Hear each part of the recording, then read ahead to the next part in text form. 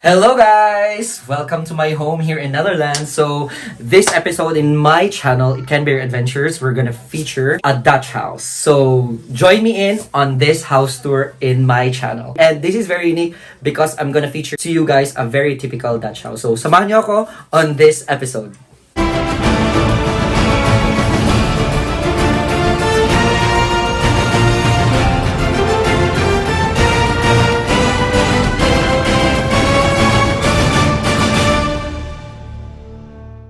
So guys, umpisa na natin ang ating house tour this time. So I'm actually in one of the houses of our dear good friend, Laurel and Jasper, here in Netherlands. And she's actually a Filipina. And for those of you who have already subscribed to my channel, probably you've seen one vlog episode where I featured Laurel telling her story, how she came here in the Netherlands and how she ended up with Jasper, who's a Dutch. And now, they are a family of 3 already because she's already got a son, Isaac.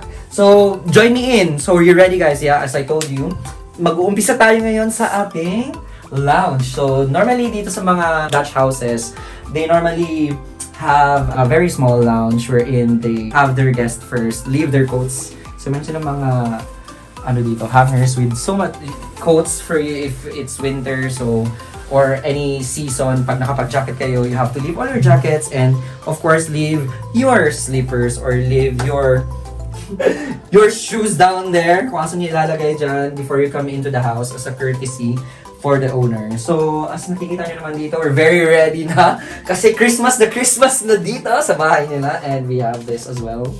Very nice and very typical CR agad pagpasok nyo sa bahay because we've got our toilet. Alright, so pasok tayo sa first na i-feature ko sa inyo, ang toilet dito sa entrance. Right, come on! Join me in! Bulaga! No, alright, here we go. Okay, tara, pasok! Here we go. So, as you can see, ang ganda, diba? So, yan. Diba? Wow. So, very typical here in a Dutch house. Yung toilet agad nabubungad sa yung entrance. Yes. Oh, ang ganda.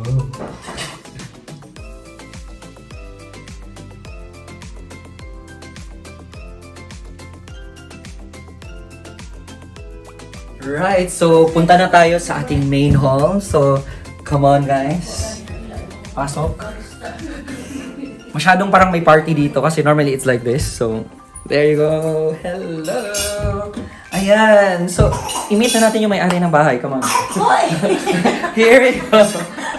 Ayan. Say hi. This is Laurel. Yes, of course. At of course, pahuhuli ba ang kitchen natin dito? Let's go. Ayan. So, actually, pwede ka na dito mag-vlog. So, this is like the counter we're in. Nandito yung kitchen. Pwede kang magluto dito. And of course, pasok! Ayan! Masyadong magulo, but this is how it is, yeah? Look at this. Oh my! Coffee maker, all the cabinets. Normally, typical talaga yung mga ovens na naka-attach talaga siya sa wall. And of course, there's a lot of cabinet storage. Ayan, dumaan ang aking sister! Ayan, naghugas sa kitchen. But anyway, yes, this is how the kitchen is. So I hope you appreciate it. And ikot na naman tayo dito. Dito. Ayan! Ayan! So this is like the main hall, the sala. Look. Wow, the living room. Actually, first floor living room. Right? Ganda, di ba? So, ayan. So, ito yung dining hall. Very spacious. It's coffee time. Anyway, punta na tayo sa second floor. Typically, Dutch houses, very steep stairs, staircase. Ano na nga? Wow. Be very careful, yeah? Right. There you go. There. So, pasok tayo sa first room na i-feature ko because this one is very special because this one is now the living room of the house. So, pasok tayo. Wow! Look at this! So nice, isn't it? Sobrang ganda. Wow! Look at how orderly it is here and ang ganda ng pagkakaayos. Mahilig tong couple na to sa giraffe. So you will see a lot of giraffe things here. From paintings to figurines to stuffed toy, and there's loads of plants kasi plantita si Laurel. So, she's got a lot of plants here. Imagine, wow. But of course, mawawala ba ang television? Definitely may sala set. So, nandito lang yung sala set. This is like a small living room here. Pwede ka mag-relax. And in this house, 5 ang cribs. Ayan, pasok. Ayan, nandiyan ang may-ari. Ayun. Ay, ito ang may-ari. Sorry. Ayan ang may-ari. May crib pa pala siya dito. Alright. So, pasok tayo sa next room. Okay, so ito yun naman yung opposite room.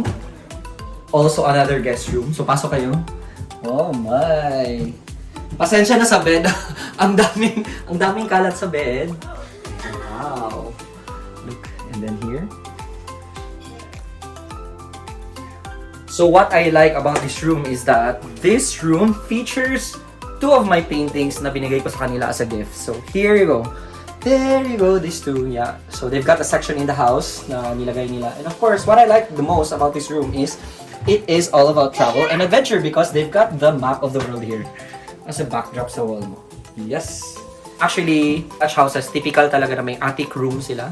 So normally, it would probably be like 3 floors ang bahay and they've got like series of rooms. And of course, ang daming stairs. Yeah? Don't expect na may elevators dito or lifts because there's none.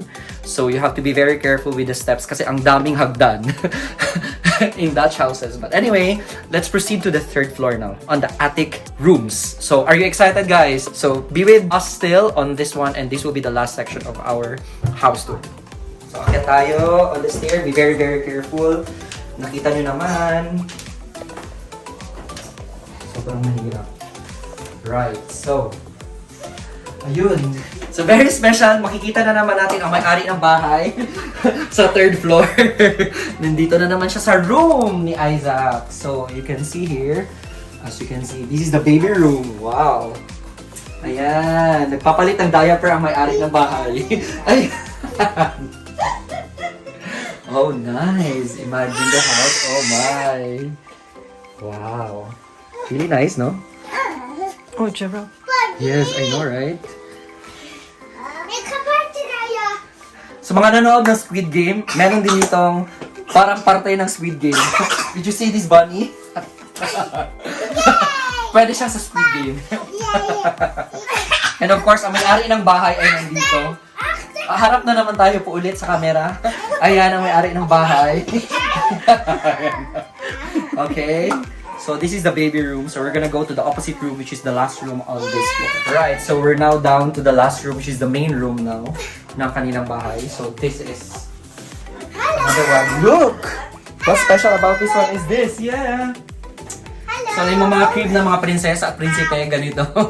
Hindi ito typical sa Pilipinas, but they've got one here, of course. And of course, also we've got the main bed here. Wow! See? So this room is very simple in terms of mga design. Wala ka masyadong nakikita mga paintings and stuff aside from probably a lamp and a few plants, but this is like the main room. And of course, papahuli pa ba ang ating laundry room nandito? Oh my god. Ayan o. Okay, so this is where they put their washing machines and the dryer. So as you can see, of course may mga plants pa rin dyan na naka-display. Ang dilim. Ayan. There you go. So, there you go. Yan. So, there you go. Look. Feature naman natin yung ating chandelier mini lamps here na nakabitay sa ating kisame. Yes. There you go. And a very big painting there. Yeah. So, there you go, guys. I hope you enjoyed our house tour on this house here in Netherlands. So, for those of you who haven't subscribed yet to my channel, don't forget to click the subscribe channel.